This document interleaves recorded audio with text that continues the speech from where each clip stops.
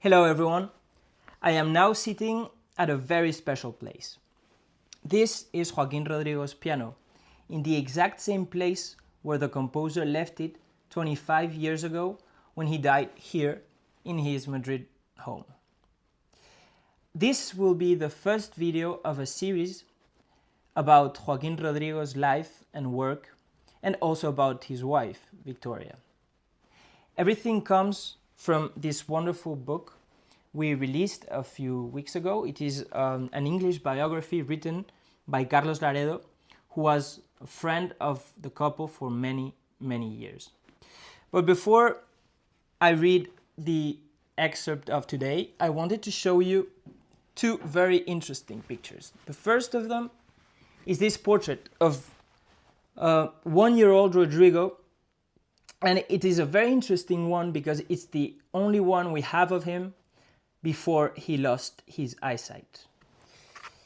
On my left here is a 4-year-old Rodrigo, and it is also a very interesting picture because here Rodrigo had already lost his eyesight. It's the first picture of him after he became blind, and I wanted to read the story about how everything happened, and I hope you will enjoy it.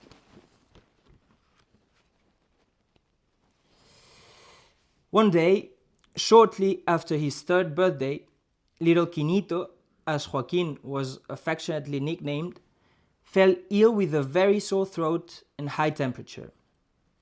Alarm spread through the Rodrigo household because an epidemic of what was popularly known as garrotillo, the strangler, or diphtheria, had been declared in the Sagunto region. Vicente Rodrigo, advised by doctors, certainly did everything he could to quarantine and protect his son, who survived the epidemic, unlike many other children in Sagunto. Nevertheless, the illness significantly affected the rest of his life. One day, something happened to Quinito's eyes. The little 3-year-old who couldn't understand why all the lights had gone out around him and why darkness remained when he woke up in the morning and why it didn't go away like it used to. He didn't know why there was no light or only a tenuous glow when he could hear his mother's voice and listen to her raising the blind in the room. Why did he have to have his breakfast in darkness? His mother's face and those of his brothers and sisters, the family nursemaid, his own personal nursemaid, and his father melted into hazy shadows, while the voices of the other children resounded in his brain, bereft of images, as if he'd been locked up in a dark room. Why did the birds sing at night as if they were crickets? Why was there no light on the other side of the windows? Why didn't his mother tell him what was happening to him? The child doesn't understand. They give him his toys, he touches them, recognizes them, but he can't see them. He wants to run, but someone, his mother, one of his sisters or brothers, or his nursemaid Rosalia, is always holding his hand.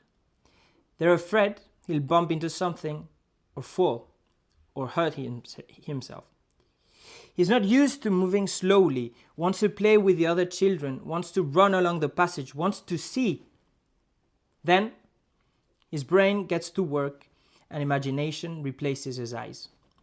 The memories of one's early years are fragile, and with time, the first images of one's life fade away, even those that were once seen very clearly.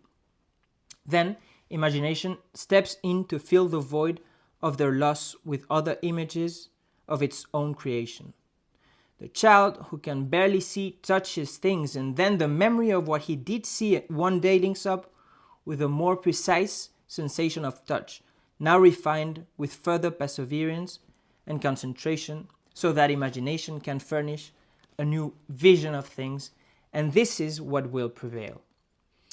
Just as we can imagine a dragon composed of bits of animals that are known to us, the child Joaquín Rodrigo, from the moment in which he realized that he could no longer see and before he could understand at such an early age that this had happened to him alone and not to the others, was obliged to create for himself, in his inner world, the images denied to him by his eyes. This he did by means of the sensations he could discern through the other senses. I believe that blindness has given me more of an inner world, this world in which we blind people live. We will finish with that phrase I like a lot, and I hope you enjoyed this first video. There are many more to come. Thank you for listening. Bye-bye.